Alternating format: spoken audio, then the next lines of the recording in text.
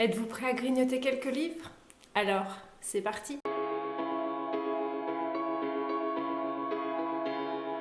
Bonjour et bienvenue sur la chaîne pour une nouvelle vidéo. Tout d'abord, comme nous sommes sur janvier et que nous sommes sur la première vidéo pour cette nouvelle année, je voulais vous souhaiter à toutes et à tous une très belle année 2025 avec tout ce que vous voulez, le bonheur, la réussite, la santé, que vos vœux se réalisent, bref, peu importe ce qui vous fait plaisir, ce qui vous fait avancer dans la vie. Et sur ces paroles, je vous propose de commencer tout de suite avec le book haul qui concerne la fin d'année, puisque comme vous avez pu le voir sur la chaîne, c'était un petit peu compliqué de tout faire. J'ai eu beaucoup de mal sur la fin d'année à gérer ma vie personnelle, ma vie professionnelle, plus voilà, le côté du booktube.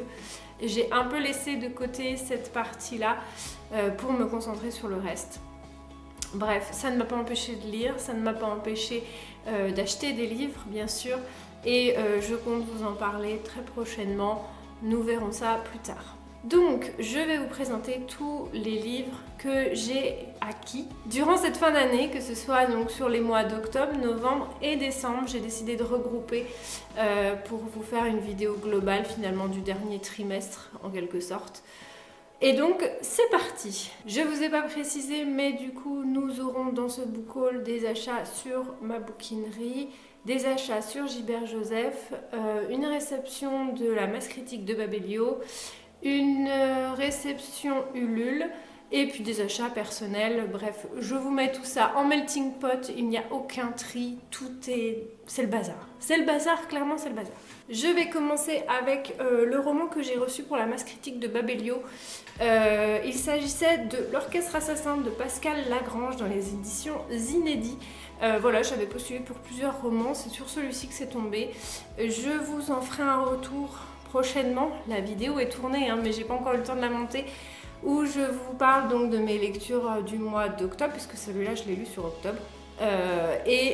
Écoutez, c'était vraiment sympa. Alors pour vous faire le pitch, en gros, on suit un tromboniste professionnel dans un orchestre à Avallon qui se rend compte au fur et à mesure des années que les musiciens meurent jeunes par rapport à la population générale, et il commence à se poser des questions à savoir si il n'y aurait pas un problème dans l'orchestre ou si ça vient justement seulement de la vie de musicien. Donc voilà, il y a tout un périple là-dessus avec une enquête plus ou moins policière, une petite romance au milieu mais qui moi m'a absolument pas dérangée, plutôt bien traitée d'ailleurs, et voilà, beaucoup de pensées, de philosophie autour de la vie de musicien professionnel.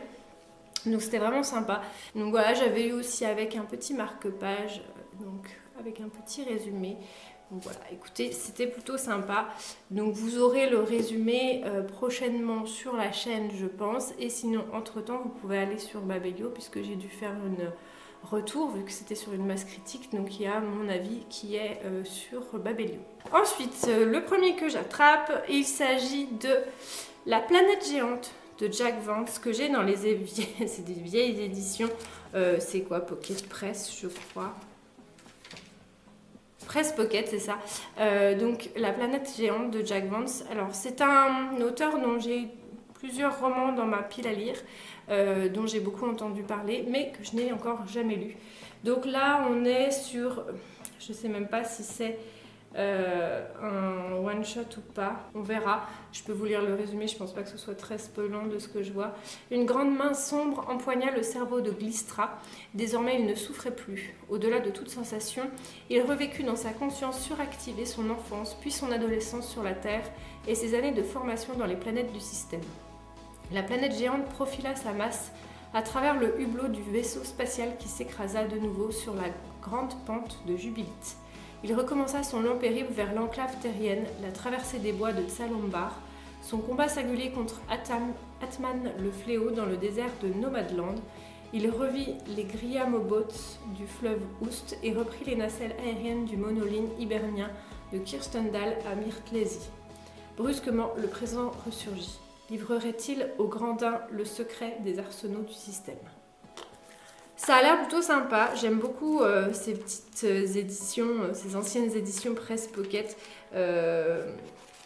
C'est vraiment sympa. Écoutez, je verrai ce que ça donne. J'ai encore pas lu de Jack Vance. Peut-être que je commencerai par celui-ci. Puisque l'on parle de Jack Vance, je vais vous présenter un roman de Dan Simmons. Enfin, un roman, c'est plutôt une novella, je pense, de Dan Simmons, Le nez boussole d'Ulfante Banderose, dans les éditions Pocket. Donc c'est un très court roman.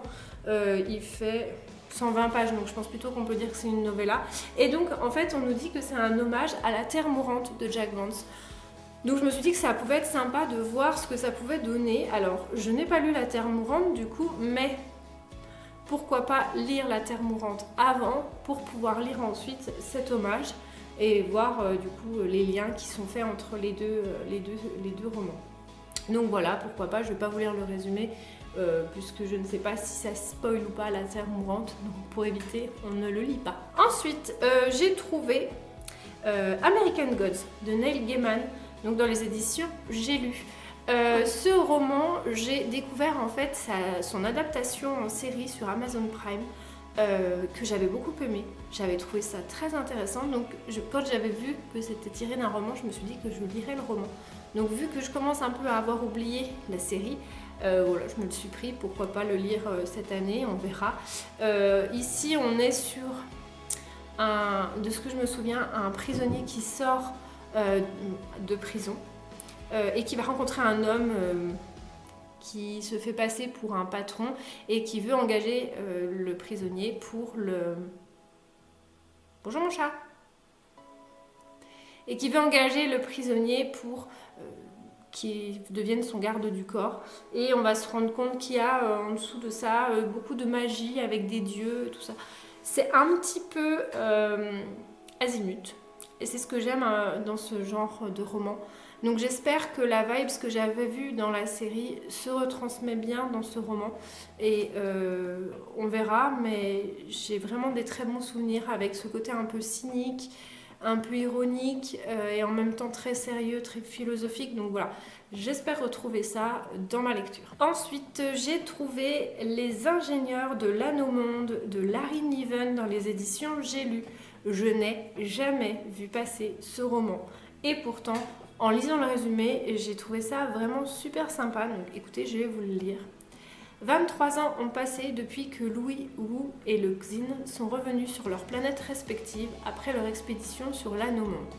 Mais ils n'ont pas vraiment reçu les honneurs escomptés. Louis a même plongé dans la drogue. Et maintenant, les voici de nouveau en route vers l'Anneau Monde, prisonniers d'un marionnettiste fou qui veut reformer l'équipe multiraciale de jadis. Une fois sur place, cependant, une anomalie leur saute aux yeux. La structure se décentre par rapport à son soleil. C'est la collision assurée à brève échéance. Que faire? Chercher un moyen d'arrêter le processus et sauver les habitants qui ont perdu le savoir d'autrefois, ou fuir comme des voleurs en emportant les secrets des ingénieurs de l'Anneau Monde. Voilà, donc de ce que j'ai compris, c'est une suite. Le premier tome s'appelle L'Anneau Monde. Mais j'ai également vu qu'on pouvait sûrement le lire indépendamment. Donc, pourquoi pas? C'est pas une priorité de lecture, mais je trouvais ça vraiment sympa. Ensuite, j'avais pu trouver, donc ça c'était un achat en bouquinerie, j'avais pu trouver le premier tome de Six of Crows de Leigh Bardugo dans les éditions Le Livre de Poche Jeunesse. Donc j'étais très contente parce que je n'ai encore jamais découvert Leigh Bardugo et que sa série Grisha et Six of Crows m'intéressait beaucoup. Donc vu que j'ai pu le trouver, je m'étais dit ça pourrait être sympa. Mais avant de lire Six of Crows, il faut lire Grisha. Donc j'étais un peu embêtée parce que j'avais pas Grisha.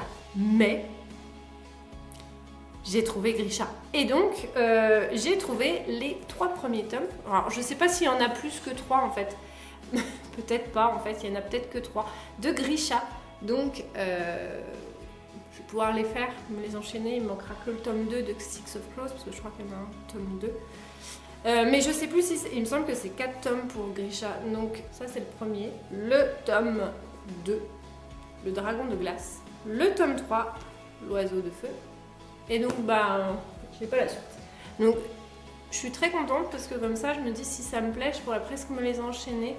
Donc pourquoi pas, ça a l'air de se lire assez vite, c'est du jeunesse young adulte de ce que j'ai compris. Donc du coup ça se lit je pense assez vite et les Bardugo a apparemment une plume assez addictive. J'ai pas vu les séries, je ne compte pas les voir tant que je n'ai pas lu les romans. Donc voilà, il n'y a plus qu'à. Ensuite, je me suis pris le dernier roman de Bernard Werber. Vous connaissez mon amour pour cet auteur. Donc La Valse des âmes, qui est publié chez Albin Michel. Voilà, je sais même pas si je vais lire le résumé parce que je me laisse toujours porter, et un petit marque-page, je me laisse toujours porter par ce que nous présente l'auteur. Mais de ce que je vois au tout début, la phrase d'accroche, c'est une histoire d'amour qui a commencé il y a 120 000 ans. Je sais que je suis pas trop romance, mais je sais également que Bernard Werber, quand il nous parle d'amour, ce n'est pas ce à quoi on s'attend. Donc j'ai hâte de découvrir son dernier roman. Ensuite, je me suis acheté La Marche du Levant de Léa Farr-Isen dans les éditions Albin Michel Imaginaire. On reste chez les mêmes. J'aime beaucoup cette ligne éditoriale. Et donc celui-là, je ne l'ai pas vu beaucoup passer. Mais écoutez, le résumé me plaît plutôt, donc je vous le lis. 300 ans, c'est le temps que met la Terre pour tourner sur elle-même. Dans le ciel du long jour, le soleil se traîne et accable continents et océans, plongés tantôt dans une nuit de glace, tantôt dans un jour de feu. Contraints à un nomadisme lent, les peuples du Levant épousent l'aurore, les hordes du couchant s'accrochent au crépuscule. Récemment promue au rang de maître, l'assassine émérite Céléria accepte un enrôlement douteux dans le désert de l'Est. Là, sans le vouloir, elle contribue à l'accomplissement d'une prophétie en laquelle elle n'a jamais cru. Un domino vient de tomber, les autres suivront-ils? Voilà, écoutez, pourquoi pas? Je ne connaissais pas du tout, mais le pitch me plaît bien, et vu que j'aime beaucoup la maison d'édition, voilà, je ne pouvais pas ne pas me le prendre. Ensuite, je me suis trouvé un roman, pareil, je ne l'ai pas vu passer, et pourtant j'aime également beaucoup cette maison d'édition. Il s'agit des Cendres du Serpent-Monde de Marine Sivan, donc dans les éditions Scrinéo. Je ne l'ai pas vu passer, mais pareil, le résumé m'a beaucoup tenté. Arrivé sur l'île tropicale de Cahors, dans l'espoir de faire fortune, Eric survit tant bien que mal de petites combines. Lorsqu'un historien lui demande de le guider dans la jungle à la rencontre des Natii, le peuple autochtone refoulé loin des côtes depuis que les colons ont envahi l'île, il saute sur l'occasion d'un bon salaire. Mais au milieu des lianes, des souvenirs qu'il pensait enfouis au plus profond de lui-même ressurgissent. Alors que le fragile équilibre entre les peuples menace de se briser, Eric découvre que le but de l'expédition n'est pas celui qu'il croyait.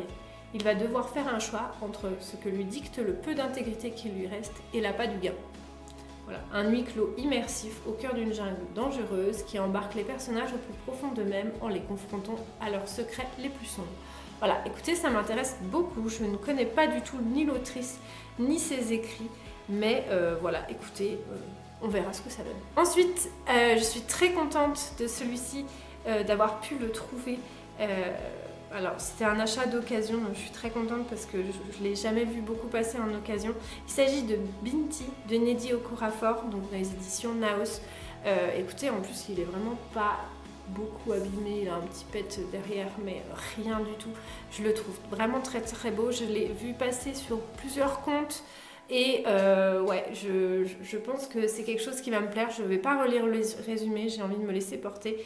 Donc il me restera qu'à trouver le tome 2. Peu importe, occasion, achat neuf, je m'en fiche. Vu que j'ai le tome 1, j'ai très envie du coup de pouvoir me les enchaîner également. Donc pourquoi pas me trouver le tome 2 très rapidement. Et je finis la vidéo avec la campagne Ulule pour laquelle j'avais participé, des moutons électriques. Donc du coup sur les 3 que j'ai reçus, il y en a 2 que je suis très contente que j'avais vu passer et qui m'intéressaient beaucoup, qui étaient dans ma wishlist. Et le 3e que j'avais absolument jamais vu, mais les 3 ont l'air trop bien, donc je suis très contente. Et donc le premier c'est Même pas mort de Jean-Philippe Jaworski, donc de chez les moutons électriques. J'adore leur charte graphique, c'est très très beau ce qu'ils présentent. C'est format semi-poche. Alors par contre, à l'intérieur, accrochez-vous. C'est un petit peu dense, mais voilà, je suis très contente. Donc Jean-Philippe Jaworski est un auteur que j'aimerais beaucoup découvrir. Je ne vais pas relire le résumé de Même pas mort, mais si, donc je ne dis pas de bêtises. Il s'agit du premier tome de sa série Les Rois du Monde. J'espère que je dis pas de bêtises, mais il me semble. Donc très contente, donc bien sûr que je me procurerai la suite. Et écoutez, je vous en ferai un retour quand je l'aurai lu. Il est assez court, hein, il fait 296 pages, mais voilà, j'ai beaucoup de choses à lire et beaucoup de choses qui me plaisent. Il en fait partie, on verra. Le deuxième dont je suis très contente d'avoir reçu, il s'agit du Chant des Cavalières de Jeanne-Marie M. Corrèze. Donc pareil, toujours chez les Moutons Électriques. Très très beau également, j'aime beaucoup la couverture de celui-ci. Donc celui-là, je l'avais vu passer sur le compte de Lucie Alu. Et je vais vous lire le résumé. Un royaume divisé, instable, des forces luttant pour le pouvoir. Un ordre de femmes chevauchant des dragons, des matriarches, des cavalières, des écuyères, et parmi elles, Sophie qui attend. Le premier sang, le premier vol, son amante, son moment, des réponses à ses questions. Pour trouver sa place, elle devra louvoyer entre les intrigues de la cour et de son ordre, affronter ses peurs et ses doutes, choisir son propre destin, devenir qui elle est vraiment. Voilà, et c'est une édition augmentée avec 2 nouvelles dans le même univers et un appendice à la fin. Donc je suis très contente de l'avoir. Il fait beaucoup plus gros que l'autre, mais le papier est plus épais. Et il fait que 348 pages. C'est toujours écrit, c'est petit. Mais il y a des en-têtes de chapitres. Voilà, il y a une petite plume dans l'en-tête là, c'est sympa. J'aime beaucoup. J'en avais vu donc le retour sur le compte de Lucie Alu. Voilà, ça m'a donné envie. J'ai très envie de découvrir. Je vais me taper avec le roman. J'ai très envie de découvrir ce roman. Donc, très contente de l'avoir reçu également. Et le dernier, donc que je ne connaissais absolument pas, je ne l'ai pas vu passer. Il s'agit de L'Épée de l'Hiver de Martha Randall. Donc inconnue au bataillon, mais très contente de l'avoir reçu aussi. Je vais vous lire le résumé parce que le résumé a l'air vraiment super. Dans le pays glacé de Chérec, Lord Gambin de Gentesie va mourir et le chaos menace. Durant les 4 décennies de sa toute-puissance, Gambin a tenu sa province d'une main de fer. Tandis que complotent ses 4 héritiers possibles, le peuple de Chérec observe avec inquiétude les péripéties de la passation de pouvoir. Car si la puissance de Gambin passe tout entière à ses héritiers, Chérec risque de voir compromises les promesses d'un avenir meilleur et de retomber dans l'obscurantisme. Dans cette atmosphère empoisonnée, un tissu d'intrigue se tisse autour de Liette, femme lige du seigneur de Gentesie, qui déteste l'homme cruel qu'elle a servi. De nombreux personnages évoluent dans ce monde hanté entre les neiges du dehors et les labyrinthes de la fantastique citadelle seigneuriale. Avec L'Épée de l'Hiver, Martha Randall a écrit un formidable thriller de fantaisie dynastique avec une pincée de steampunk dans son décor grandiose. Ça me donne trop envie. Clairement, ça me donne trop envie. Donc, il n'est pas non plus excessivement long puisqu'il fait 235 pages. Donc, voilà, il n'est pas très très grand. J'ai très envie de découvrir. Je ne l'ai jamais vu passer, mais voilà, ça a l'air vraiment super intriguant. Le côté steampunk m'attire énormément. Donc, écoutez, j'ai plus qu'à le découvrir, voilà. Voilà, donc c'était tous les achats de cette fin d'année 2024. N'hésitez pas à me dire en commentaire quels ont été vos achats en cette fin d'année. Et si certains de ces romans vous intéressent ou vous n'avez jamais entendu parler comme moi sur certains, ça m'intéresse énormément. Sur ce, je vous dis à bientôt pour grignoter de nouveaux livres. Bye!